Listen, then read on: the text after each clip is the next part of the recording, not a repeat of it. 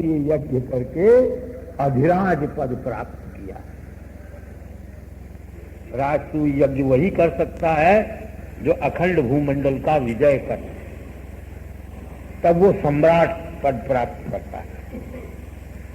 तुमने सब दैत्यों को जीत करके और राजसूय यज्ञ करके तुम राजा बन गए हो। देखूं मैं तुम्हारे राजापना। इस प्रकार का उसका तुच्छ मजाक वरुण ने सुना। मन में तो बड़ा क्रोध आया, लेकिन अंत में सोचा कि इनकी मौत मैं हूं नहीं, लड़ूंगा दुर्दशा होगी। इस वास्ते कहने लगे, भैया हम तो राजसूय यज्ञ करने के बाद अयुद्ध घोषणा कर चुके, अब लड़ाई वड़ाई लड़ना हमने छोड़ दिया है।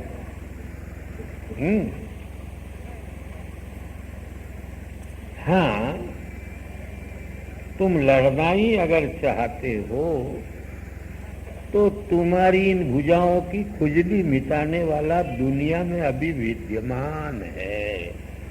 घबराओ मत, चले जाओ वहां।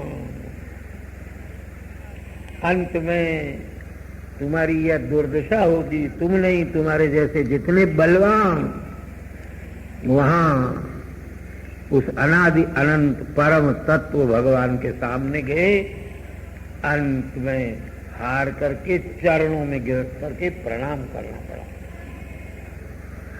और ये याद रखना, क्यों अभिमान में आकर के मेरा मजाक कर रहा है। उनसे तेरा जहां पाला पड़ा कि पाला पड़ते ही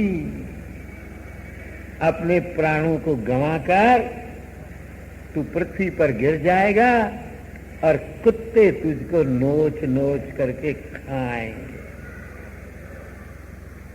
हम जानते हैं तुम्हारे जैसे दुष्टों का नाश करने के लिए और हमारे जैसे सज्जनों पर अनुग्रह करने के लिए भगवान अवतार धारण करते हैं। मैत्रेयी कहते हैं, इस प्रकार वरुण की वाणी सुन करके बड़ा अनादर हुआ वरुण के प्रति उस राक्षस हिरण्यकशिपु को। और चला, रास्ते में खेल कूद करने वाले नारद जी मिल गए। नारद जी से कहा, महाराज मैं वरुण चैंपियन हूँ। वरुण ने कहा, तुझसे कुश्ती लड़ने वाला एक संसार में अगर है तो बताओ वो कहाँ है। तो नारद जी महाराज ने बता दिया, वो तो समुद्र में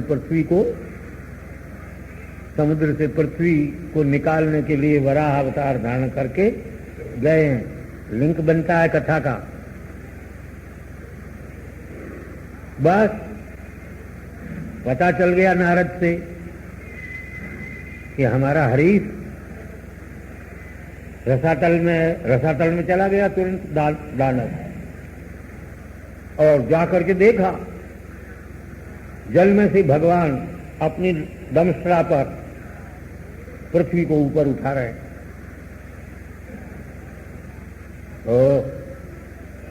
कहते क्या बताया, मेरे साथ कुश्ती लड़ेगा ये जंगली सुअर। भगवान के उस रूप को देख करके कहता है, हिरण्याक्ष, अरे वरुण भी मूर्ख और नारद भी मूर्ख। जिसने मेरे जैसे चैंपियन को एक जंगली सुअर से लड़ने के लिए भेज दिया, ये क्या मुझसे लड़ेगा बेचारा। बड़ी जोर से हंसा ठठा करके और बोला, अरे कौन है तू सुअर के रूप में? इस पृथ्वी को कहां ले जा रहा है? ये तो हमारी चीज है, खबरदार छोड़ इसको।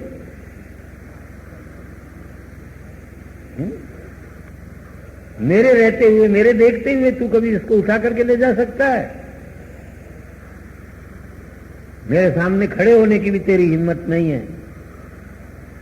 सुना है तेने बहुत से राक्षसों को मारा है, लेकिन तब मैं पैदा नहीं हुआ था। मेरे सामने किसी राक्षस को मारे तो मैं तुझको समझूं।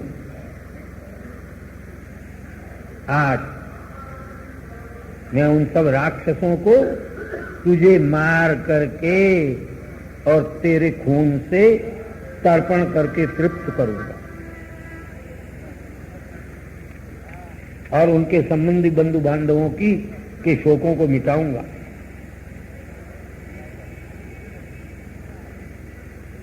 मेरी इस गदा से तेरे सिर के टुकड़े टुकड़े जब हो जाएंगे तो देवताओं का जड़ मूल से नाश हो जाएगा। शत्रु के इस प्रकार के दुर्वाक्यों से भगवान की दंशा पर पड़ी हुई पृथ्वी अत्यंत भयभीत हो गई। पृथ्वी को भयभीत देख करके और भगवान जल से बाहर निकल आए।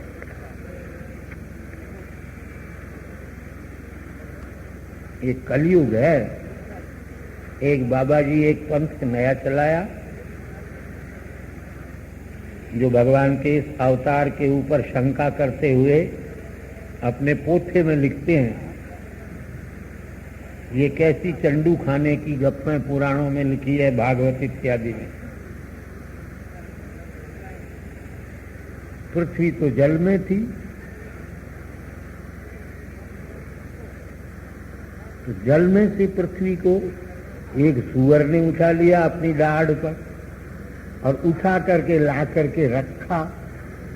तो पृथ्वी को एक तरफ रख नहीं रखते तो पृथ्वी को हाथ में लिए तो उससे लड़ नहीं सकते थे। पृथ्वी जब एक तरफ रख दी तो उसको लड़ाई लड़ने वाला कहां खड़ा रहा।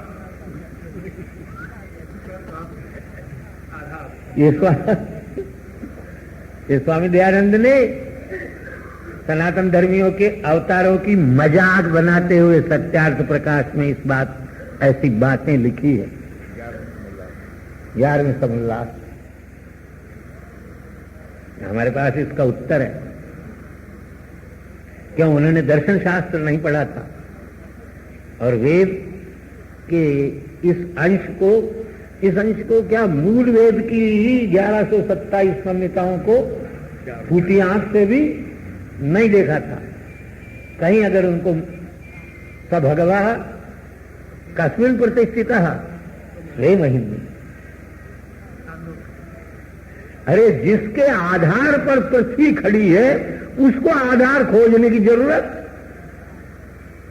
जो सबका आधार है उसका आधार। दूसरा उत्तर सुनो। लोग आजकल कहते हैं महाराज भगवान सबको पैदा करते हैं, तो भगवान को कौन पैदा करता है? हमने कहा बड़े बुद्धिमान हो, तुमने प्रश्न नहीं किया, उत्तर दिया अपने प्रश्न का। भगवान सबको पैदा करता है तो सब में भगवान भी आया या नहीं? सबको पैदा करता है। अगर सब में भगवान नहीं आया तो ये कैसे कहा कि भगवान सबको पैदा करता है? ये कहो कि भगवान अपने आप को छोड़कर सबको, तो जो अपने आप को पैदा नहीं कर सकता वो सबको क्या पैदा करेगा? और सबको पैदा कर सकता है तो अपने आप को भी। इसलिए भगवान स्वयंभू है। भगवान सबके आधार है तो भगवान का आधार, अरे भगवान का आधार स्वयं भगवान। इसीलिए भगवान का हमारे यहां नाम है स्वयंभू, स्वयं भवती थी। सबको तो पैदा करते हैं भगवान, लेकिन अपने आप ही अपने आप से पैदा होते हैं, उनको कोई पैदा करने वाला नहीं। ये उसका उत्तर है। लेकिन दर्शन शास्त्र के इस मर्म को न जानने के कारण या जान करके भी लोगों को धोखे में डालने के लिए ऐसी बात नहीं। इन शंकाओं में कोई दम नहीं। भगवान अपने ही स्वरूप में विराजमान रहते हैं। भगवान को बैठने के लिए पृथ्वी की जरूरत नहीं, कुर्सी की जरूरत नहीं, सोफा सेट की जरूरत नहीं, और सोने के लिए डनलप के बेड की जरूरत नहीं। वो जो भगवान जिस शेष नाग पर सोते हैं वो शेष भी भगवान का ही। निषेध शेषो जयतात अशेष। शेष चाहिए भगवान। शेष कौन है? शेष शब्द का अर्थ सबके खत्म हो जाने पर जो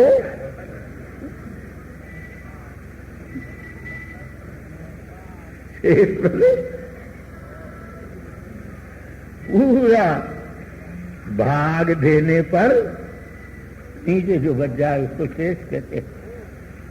तो भगवान शेष है, स्वयं शेष है, स्वयं ही शेष रूप धारण करके अपने आप ही अपने आप पर सोते हैं, किसी दूसरे के ऊपर नहीं सोते। और बड़ी भारी शिक्षा देते हैं आपको, हमको, भगवान शेषनाग पर सो करके। देखो, आपके हमारे घर में सोते समय घर के किसी कोने में भी इतना सा सांप का टुकड़ा दिखाई दे जाए तो बोलो उस घर में रहने वाले जितने हैं उनको रात भर नींद आएगी क्या?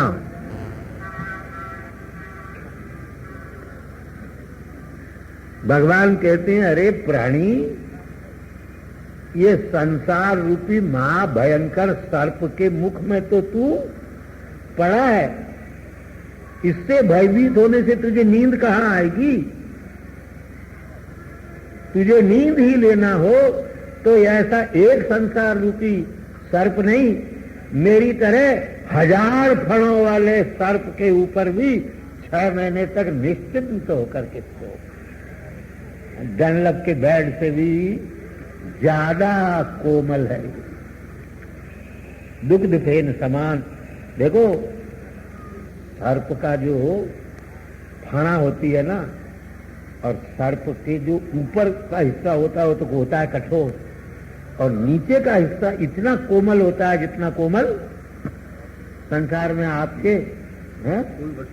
कोई वस्तु उतनी कोमल नहीं है, उस पर शयन करते हैं। क्योंकि भगवान जैसा कोमल संसार के अंदर दूसरा कोई है नहीं, और भगवान जैसा कठोर भी दुनिया में कोई नहीं।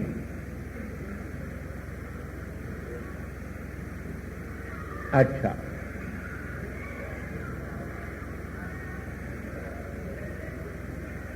भगवान को उसकी बातें सुन करके बड़ा क्रोध आया, और भगवान कहने लगे, हाँ हाँ भैया, क्या कहना है, हम तो जंगली सुअर हैं, ये तुम्हारा कहना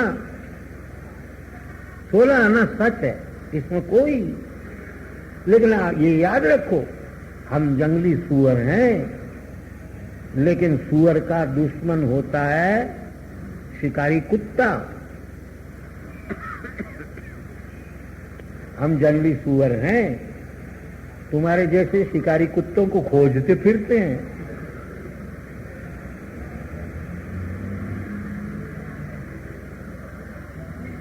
ये कहते हैं खोजते फिरते हैं हम जंगली से सुअर हैं, इसमें कोई संदेह नहीं। अरे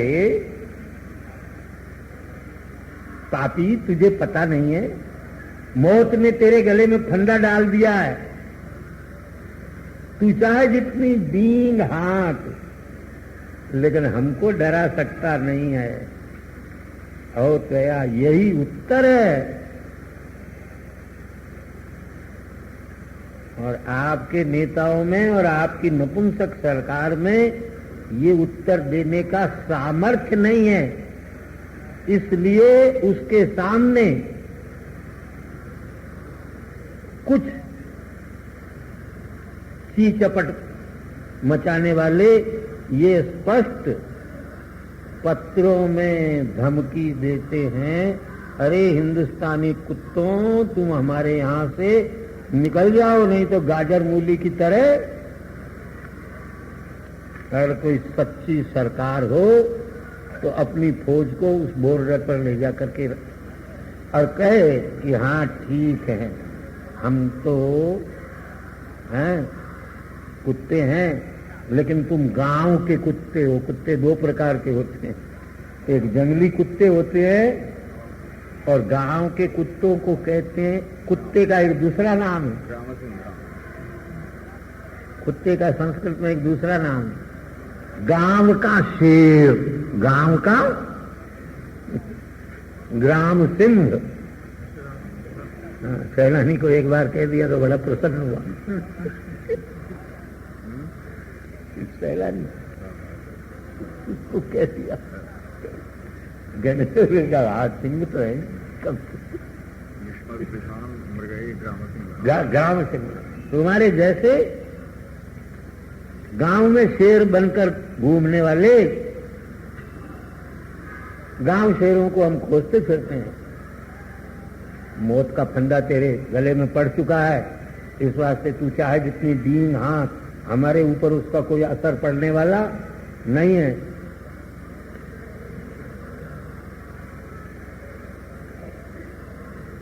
हाँ मालूम है, एक बार तुम्हारी हमारी लड़ाई हुई थी किसी कल्प में, तब तुमने गदा फेंकी थी और हमने सोचा तुम्हारी हमसे मौत नहीं होने वाली है, तुम्हारी मौत मुचकुंद से होने वाली है, इसलिए हम भाग गए थे।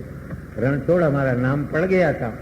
मैं जानता हूं तुझ में कितनी ताकत है, तब भी मैं तेरे सामने ताल ठोक करके खड़ा। और आखिर तुम्हारे जैसे बलवानों से बैर करके हम जाएंगे कहां? तुम्हारे चंगुल में ही फंस करके रहना पड़ेगा। इस वास्ते दिखाओ अपनी करामात और मेरी मौत उपजा करके अपने पुरखों के आंसू पहुंचो। याद रखो, तुमने ये प्रतिज्ञा की है, अगर इसको पूरी नहीं करोगे तो सभा में बोलने लायक नहीं रहोगे। मैत्रेय कहते हैं, इस प्रकार क्रोध में आकर के भगवान ने जब उसको उपालंब दिया और उसका परिहास किया तो हिरण्याक्ष भी क्रोध से जलने लगा और गदा उसने चला दी भगवान के ऊपर। लेकिन भगवान सब विद्याओं को जानते हैं। भगवान ने एक बगल काट करके उसकी गदा के वार को बेकार बना दिया। अवंचयत तिरश्चिनो योगारूढ़ वांतकम। कैसे? यमराज लेने के लिए आता है, लेकिन जो योगी होता है वो योग में आरूढ़ होकर के यमराज को कहता है, लौट जाओ, अब तुम हमारे प्राण लेने में समर्थ नहीं हो। ऐसे ही उसकी गदा व्यर्थ कर दी भगवान ने, एक पैंतरा बदल कर। गदा युद्ध में पैंतरे बदले जाते हैं। फिर अपनी गदा को हाथ में लेकर के बारंबार उस गदा को घुमाते हुए दैत्य को देखा। भगवान को भी क्रोध आ गया और उसकी दक्षिण भ्रू में गदा भगवान ने मारी। और महाबलवान था हिरण्याक्ष भी, अपनी गदा से उस गदा को उसने व्यर्थ कर दिया। इस प्रकार दोनों वरारूपधारी भगवान और हिरण्याक्ष का भयंकर भीमसेन और दुर्योधन की तरह, बाली और सुग्रीव की तरह गदा युद्ध चला। गदा युद्ध में जो पैतरे बदले जाते हैं उन सबको भगवान जानते थे। इस वास्ते तीक्ष्ण से तीक्ष्ण गदाओं के प्रहार से दोनों के शरीर में से रुधिर निकलने लगा। पृथ्वी के लिए दोनों युद्ध कर रहे हैं। भगवान कहते हैं मेरी है, और ये अनादिकाल से चलता है भाई। जर जमीन जोरू का झगड़ा है संसार के।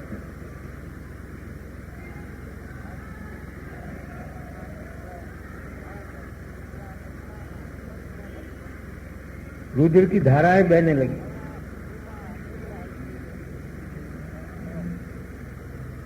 उस युद्ध को देखने के लिए ब्रह्मा जी महाराज आ गए। ब्रह्मा जी ने देखा कि भगवान जब तक इसको इस तरह से खेल खिलाते रहेंगे तब तक तो संसार का बंटा ढार हो जाएगा। इसलिए प्रार्थना की भगवान से, महाराज ब्राह्मण, देवता और गायें ये आपके शरण में हैं।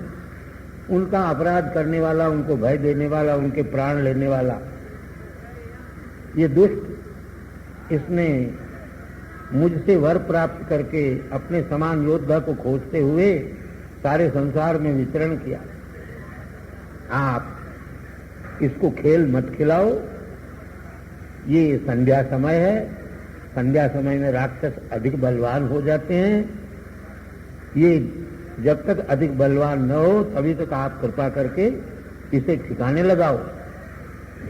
ये सारे संसार का नाश करने वाली संध्या आ गई है, आप कृपा करके देवताओं का विजय हो ऐसा कर्म करो। ये अभिजित नाम का इस समय योग है, इसमें आप हमारे कल्याण का संपादन कर दो। इसको जल्दी से जल्दी। शाप भी आपने दिया और कृपा भी आपने ही इस पर की, इसीलिए ये शाप और अनुग्रह दोनों से प्राप्त हुए मृत्यु का समय इसका आ गया। अब इसको मार करके सारे संसार को आप सुखी कीजिए। मैत्रेयी कहते हैं, भगवान ने जब बिना निष्कपट ब्रह्मा जी महाराज के वचन सुने तो मंद मुस्कान भगवान के मुखारविंद पर आ गई। कटाक्षपात से देख करके और ब्रह्मा के वचनों को मान लिया भगवान ने। सामने खड़े हुए दैत्य को भगवान ने गदा से मारा।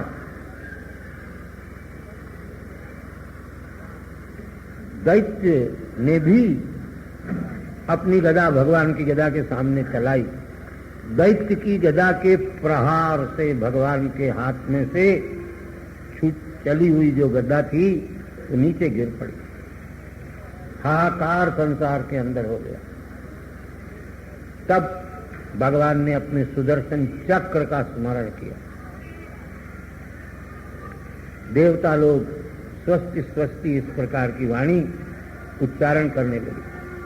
दैत्य ने हाथ में जिनके चक्र है ऐसे भगवान को देखा, क्रोध से उसकी सारी इंद्रियां व्याकुल हो गई और बड़े क्रोध में आकर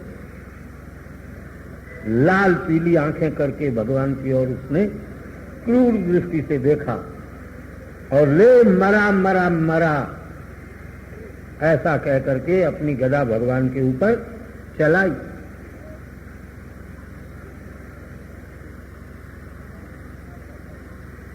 भगवान ने अपने बायां चरण उस गदा के ऊपर प्रहार के लिए चलाया और कहा, अरे दैत्य, तुम जिससे अपना विजय चाहते हो, ये लो तुम्हारे शस्त्र की क्या दशा होती है। फिर इसको चला करके देख लो, ये हमारा कुछ भी नहीं बिगाड़ता। उस गदा को लीला से ही भगवान ने अपने चरणों में ग्रहण कर लिया। अपना सारा बल नष्ट होता देख करके भगवान ने कहा, ले ले ये गदा। और दोबारा मुझ पर चला। एक बार चलाई, मेरा बाल भी बांका नहीं हुआ, मैंने बाएं पैर से इसको सहन कर लिया। तो उस दैत्य ने 3 जिसमें नोक है ऐसा त्रिशूल भगवान के ऊपर फेंका। उस त्रिशूल को भगवान ने अपने सुदर्शन चक्र से काट दिया।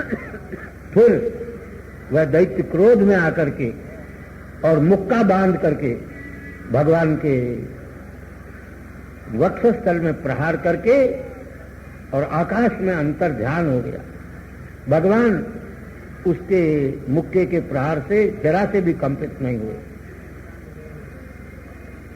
फिर तो उस हिरण्याक्ष दैत्य ने अनेक प्रकार की मायाएं रची, जिनको देख करके लोगों को ये ख्याल हुआ कि अहो कहीं प्रलय न हो जाए। वायु प्रचंड चलने लगे, दिशाओं में से पत्थरों की वर्षा होने लगी। ये माया युद्ध में ऐसा दैत्य लोग किया करते हैं। आकाश में बदल छा गए और सारे नक्षत्रगण जो है उनका दिखाई देना बंद हो गया। मेघों में से केशों की वर्षा, रक्त की वर्षा और टट्टी पेशाब की वर्षा और हड्डियों की वर्षा बदल करने लगे। और पर्वतों में से अनेक प्रकार के शस्त्र निकल निकल करके और गिरने लगे। राक्षसियां नग्न होकर के इधर उधर नाचती और किलोल करती युद्ध के मैदान में दिखाई दी। यक्ष राक्षस मारो मारो काटो काटो ऐसा कहकर के और घूमने लगे। भगवान ने अपने सुदर्शन चक्र से उस सारी राक्षस की माया को नष्ट कर दिया। उस समय उसकी मां दीति का हृदय कांप गया। उसके स्तनों से रुधिर बहने लगा।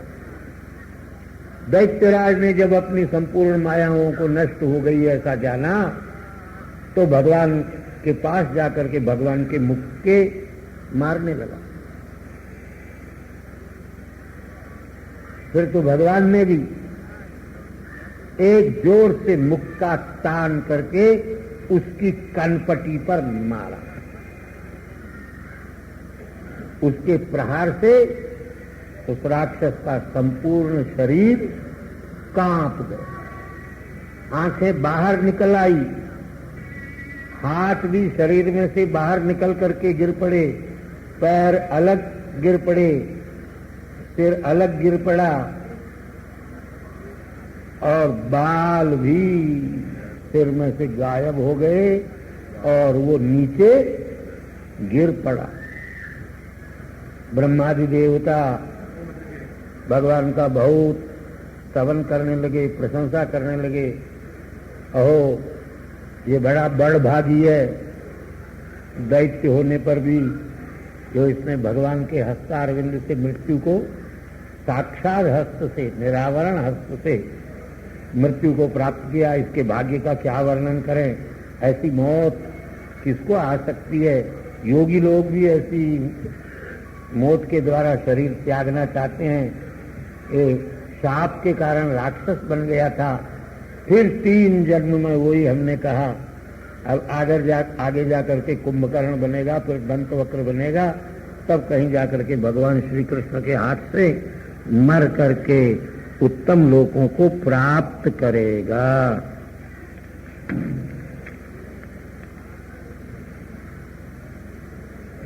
उसके मर जाने को देख करके और देवता लोग बड़े प्रसन्न हो गए और भगवान की स्तुति करते हुए कहने लगे, संपूर्ण यज्ञों का विस्तार करने वाले भगवान, आपने इस सारे संसार के मर्म का नाश कर देने वाले इस राक्षस को आपने मारा, आपने संसार का कल्याण किया।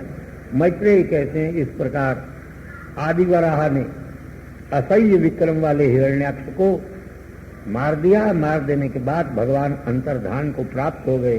हे विदुर, भगवान ने जिस प्रकार हिरण्याक्ष को मारा वह चरित हमने तुमको सुना दिया। सूत जी महाराज शौनक आदि महर्षियों से कहते हैं, हे शौनक, मैत्रेयी के द्वारा कही हुई इस भगवान की इस कथा को सुनकर के विदुर जी को बड़ा आनंद आया और जो भगवान के भक्त थे उनको भी बड़ा आनंद हुआ। वास्तव में भगवान की दया का कहां तक उल्लेख करें। व्यास जी महाराज कहते हैं, जिसने गजेंद्र को दुख से छुड़ाया और ऐसे सुखाराध्य भगवान के प्रति कौन कृतज्ञ होगा। इस पवित्र कथा को जो सुनता है अथवा सुनाता है वह ब्रह्म हत्या के पाप से भी मुक्त हो जाता है। ये आख्यान, ये कथा अत्यंत पुण्य को देने वाली है, धन्य धन्य यश की वृद्धि करने वाली है और सुनने वालों को अंत में भगवान की गति प्रदान करती है। एक अध्याय है।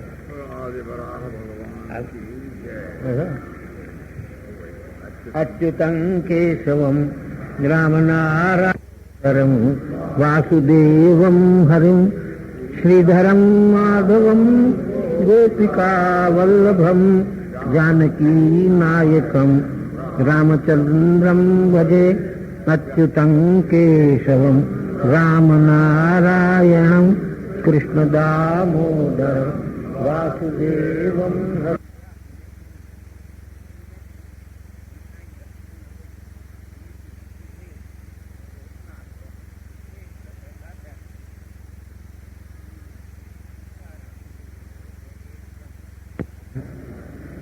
शक्तिञ्च तत्पुत्रपराशरञ्च व्यासं शुकं गौडपदं महन्तं गोविन्दयोगीन्द्रमथास्य शिष्यं श्रीशङ्कराचार्यमथास्य पद्म पादञ्च हस्तामलकञ्च शिष्यं तन्तोटकं वार्तिककारमन्या नस्मद्गुरून् सन्ततमानतोऽस्मि। श्रुतिस्मृतिपुराणानामालयं करुणालयं नमामि भगवत्पादं शङ्करं लोकशङ्करम्। ईश्वरो गुरुरात्मेति मूर्तिभेदविभागिने व्योमवद्व्याप्तदेहाय दक्षिणामूर्तये नमः। निःश्वसितमस्य वेदा वीक्षितुमेतस्य पञ्चभूतानि स्मृतमेतस्य चराचर मस्य च सुप्तं महाप्रलयः। षड्भिरङ्गैरुपेताय विविधैरव्ययैरपि शाश्वताय नमस्कुर्मो वेदाय च भवाय च। मार्तण्डतिलकस्वामी महागणपतिं वयं विश्ववन्द्यान् नमस्यामः। सर्वसिद्धिविधायिनः आचार्यकृतिनिवेशनमप्यवधूतं वचोऽस्मदादीनां रथ्योदकमिव गङ्गाप्रवाहपातः पवित्रयति। वक्तारमासाद्ययमेव नित्या सरस्वती स्वार्थसमन्विताभूत् निरस्तदुस्तर्ककलङ्कपङ्का नमामि तं शङ्करमर्चिताङ्घ्रिं। वागीशाद्या सर्वार्थानामुपक्रमे यं नत्वा कृतकृत्यास्युस्तन्नमामि गजाननं। हौत्राग्निहोत्राग्निहविष्यहोत्रु होमादिसर्वाकृतिभासमानं यद्ब्रह्म तद्बोधविकारिणीभ्यां नमो नमः श्रीगुरुपादुकाभ्यां। श्रीमन्तबारात्प्रणतं विधाय धीमन्तमिन्द्रं धिषणं च येद्राक् विदं नतं ये कुरुतस्तुताभ्यां नमो नमः श्रीगुरुपादुकाभ्यां। नमः श्रीपरमहंसास्वादित चरणकमलचिन्मकरन्दाय भक्तजनमानसनिवासाय श्रीरामचन्द्राय। श्रीराम जय राम जय जय राम।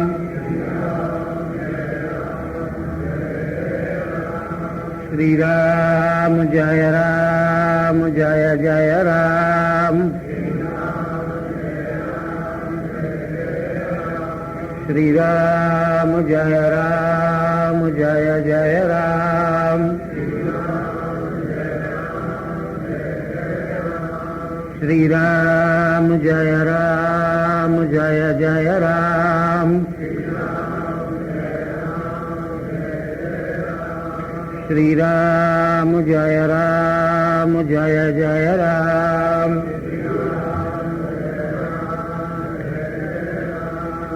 धर्म की अधर्म का प्राणियों में विश्व का गोहत्या गौ माता की धर्म सम्राट स्वामी श्री करपात्री जी महाराज की हारा हारा नारायणं नमस्कृत्य नरं चैव नरोत्तमं देवीं सरस्वतीं व्यासं ततो जयमुदीरयेत्। शौनक उवाच महीं प्रतिष्ठा मध्यस्य सौते स्वयंभुवो मनुः कान्यन्वतिष्ठद्वाराणि मार्गाया वरजन्मनाम्। नैमिषारण्य में सूत जी महाराज से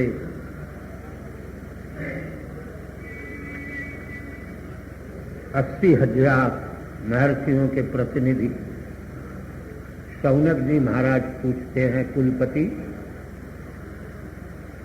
स्वयंभू के ब्रह्मा जी महाराज के पुत्र मनु महाराज ने पृथ्वी को प्रतिष्ठित करने के बाद आवर्जन्मा जो मनुष्य हैं उनके कल्याण के लिए कौन कौन से द्वार बनाए।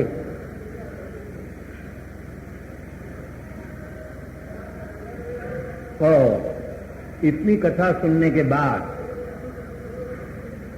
विदुर जो भगवान श्री कृष्ण के एकांत भक्त थे, जिनकी महिमा वेदव्यास के पुत्र होने के कारण आत्मा वही पुत्र नामासी दृष्टि से लेश मात्र भी न्यून नहीं थी, जो भगवान के परम भक्त थे, ऐसे विदुर जी महाराज ने मैत्रेय महर्षि से क्या प्रश्न किया। उन दोनों महानुभावों के बीच में जो भगवान की मंगलमयी कथा की चर्चा हुई, वही कथा आप कृपा करके हमको सुनाइए। जो भगवान के कथा रूपी अमृत का आस्वाद जान लेता है, उसको फिर संसार की कथाएं अच्छी नहीं लगती और वो भगवान की कथा को सुनते सुनते तृप्त भी नहीं होता। इस प्रकार शौनक जी महाराज का प्रश्न सुन करके सूत जी महाराज ने कहा, हे शौनक, आदि वराह भगवान के वराह अवतार आदि वराह अवतार के चरित्र को सुन करके विदुर जी महाराज बड़े प्रसन्न हुए और प्रसन्न होकर के मैत्रेय से कहने लगे, ब्रह्मा जी ने मरीच्यादि महर्षियों की सृष्टि उत्पन्न की और मरीचि आदि महर्षि तथा मनु ने अपनी पत्नी के साथ ही निवास किया। बाकी सब जितने ऋषि थे उनका भी विवाह हुआ या नहीं, उन्होंने गृहस्थाश्रम का पालन किया या नहीं, और अगर उनका विवाह नहीं हुआ तो बिना विवाह के उन्होंने सृष्टि कैसे उत्पन्न की, ये कृपा करके मुझे कहिए। मैत्रेय बोले विदुर जी महाराज से, भगवान में जब क्षोभ उत्पन्न होता है ईक्षण के द्वारा, विचार के द्वारा, तब महत्त्व की उत्पत्ति होती है, जिसको समष्टि हिरण्यगर्भ की बुद्धि कहते हैं। उस महत्त्व से अहंकार उत्पन्न होता है। उस अहंकार से 24 तत्व उत्पन्न होते हैं, 11 इंद्रियां, 5 महाभूत, 5 तन्मात्रा, ये तत्व उत्पन्न होते हैं। उस विराट स्वरूप के नाभि कमल से, जिसका पहले वर्णन किया जा चुका है, ब्रह्मा उत्पन्न होते हैं। वह नाम रूप आदि क्रम से सारे संसार के पदार्थों को, जड़ चेतनों को उत्पन्न करके उनमें मर्यादा की स्थापना करते हैं। वह अपनी छाया से अर्थात माया से अधिष्ठित होते हैं। माया से अधिष्ठित होकर के अपने उस शरीर का परित्याग कर देते हैं। वो छाया रूप जो ब्रह्मा जी महाराज की माया स्वरूपा है, उसी का नाम रात्रि है। उस रात्रि को यक्षों और राक्षसों ने ले लिया।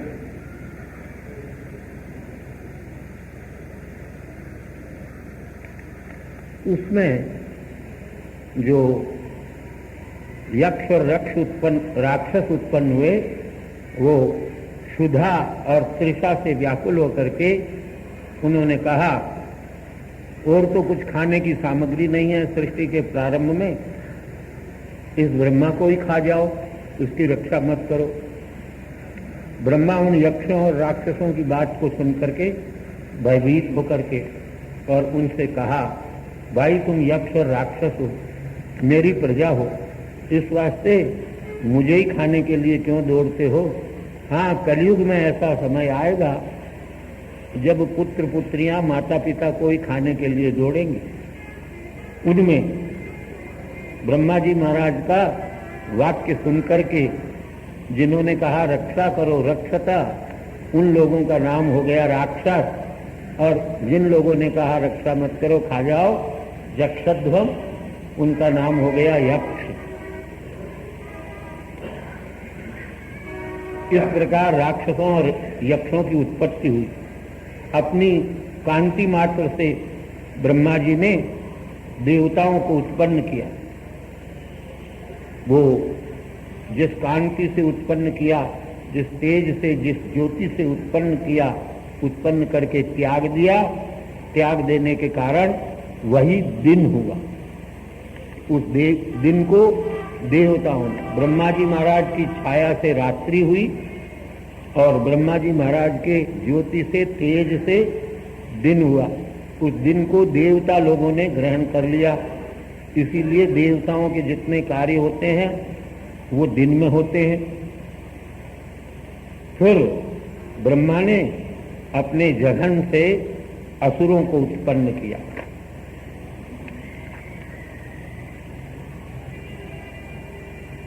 वे असुर जब मिथुनी भाव को प्राप्त होने लगे तो ब्रह्मा भयभीत होकर के भागे, भगवान की शरण में गए और भगवान से कहा, महाराज मैंने तो आपकी आज्ञा से यह सृष्टि उत्पन्न की, अब ये सब मुझे ही दर्शित करने के लिए दौड़े चले आ रहे हैं। आप एकमात्र सारे संसार के क्लेश का नाश करने वाले भी हैं और क्लेश देने वाले भी हैं।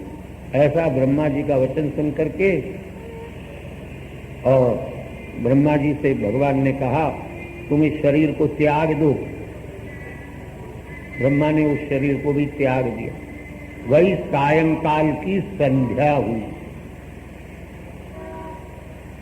और उसने जब स्त्री का रूप धारण किया, अपने चरणारविंदों में कलकल निनाद करने वाले नूपुरों को धारण किया, मद से विह्वल उसके नेत्र थे, सुंदर नासिका, दांत भी बड़े सुंदर, स्नेह के अवलोकन से, लीलावलोकन से उन्होंने, राक्षसों ने देखा कि ये तो कोई सुंदर स्त्री है, मोह को प्राप्त हो गए और कहने लगे, ओ इसका रूप अद्भुत है, इसका धैर्य भी अद्भुत है, इसकी नवीन अवस्था है। ऐसा बहुत सोच करते करते स्त्री के समान आकृति वाली उस संध्या से पूछने लगे, हे रंभा अर्थात कदली के गोल के समान है उरु जबन जिसके, तुम कौन हो और किस मतलब से पैदा हुई हो, क्या करना चाहती हो, तुम्हारी जाति क्या है? दिखाई तो तुम अबला दे रही हो। बड़े भाग्य हैं हमारे जो तुम्हारे दर्शन हो गए। तुम जो कंदुक क्रीड़ा कर रही हो, गेंद खेल रही हो, इससे हमारा मन जो है वो मथित हो रहा है।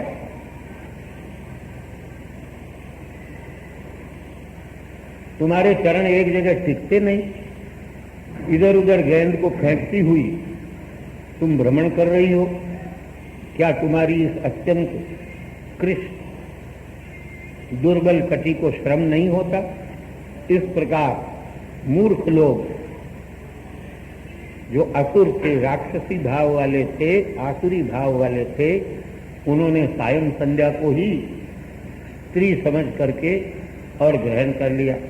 ब्रह्मा बड़े हंसे और फिर अपनी कांति से ब्रह्मा जी महाराज ने गंधर्वों और अप्सराओं को पैदा किया। वो उस तनु को भी फिर अब उस शरीर को भी ब्रह्मा ने त्याग दिया। वही रात की चांदनी रात बनी। विश्वावसु इत्यादि जो गंधर्व थे उन्होंने उसको ग्रहण कर लिया। ब्रह्मा ने अपने आलस्य से भूत और पिशाचों को पैदा किया। वे नंगे रहते थे, केश उनके बिखरे हुए रहते थे। उनको इस रूप में देख करके ब्रह्मा जी महाराज ने अपनी आंखें बंद कर ली। फिर ब्रह्मा जी महाराज ने जम्भाई ली, उसका भी परित्याग किया। उससे निद्रा पैदा हुई और आंख, नाक, कान इत्यादि में जो मैल आता है वह भी उसी से पैदा हुआ। ब्रह्मा अपने बल से अदृश्य रूप से उन्होंने साध्य और पितरों को पैदा किया। उन पितरों और साध्य नाम के देवताओं ने उस चंद्रिका को ग्रहण कर लिया। कर्म में जानने वाले, कर्मकांड के विद्वान जो साध्य और पितृगण थे, उनको श्राद्धादि के द्वारा